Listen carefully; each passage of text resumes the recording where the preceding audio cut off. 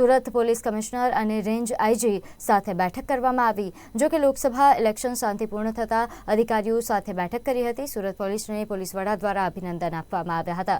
સુરત પોલીસે કરોડોના ડ્રગ્સ પકડવા મામલે પણ તેમને અભિનંદન પાઠવ્યા હતા। ગુજરાતની અલગ અલગ એજન્સીઓએ કરોડો રૂપિયાનું ડ્રગ્સ ઝડપી પાડ્યું છે, ત્યારે ખાસ ગેંગ સામે ગુજરાત પોલીસ કડક કાર્યવાહી કરી રહી હોવાની વાત જણાવી હતી।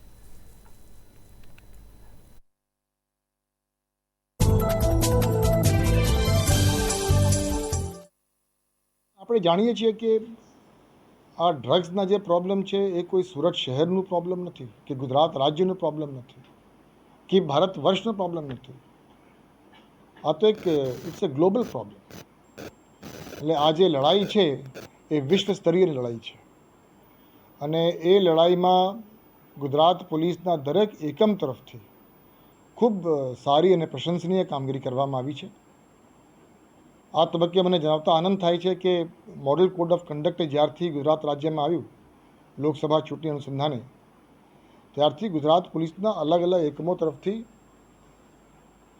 ખૂબ સારા એવા કેસીસ કરવામાં આવ્યા છે। 1000 કરોડથી વધુ પણ ડ્રગ્સ પકડવામાં આવ્યું છે અને અમુક જે ગેંગ્સ છે એ ગેંગનો પર્દાફાશ કરવામાં આવ્યો છે। એ જ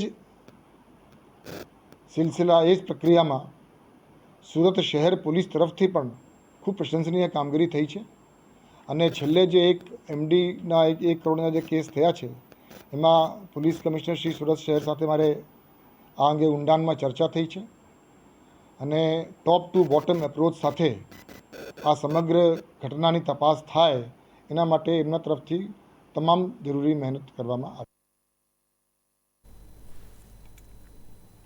આજે ધોરણ 10 એસએસસી બોર્ડનું પરિણામ જાહેર થયું, ત્યારે રાજ્યનું કુલ પરિણામ 82.56% આવ્યું હતું। છોટાઉદેપુર જિલ્લાના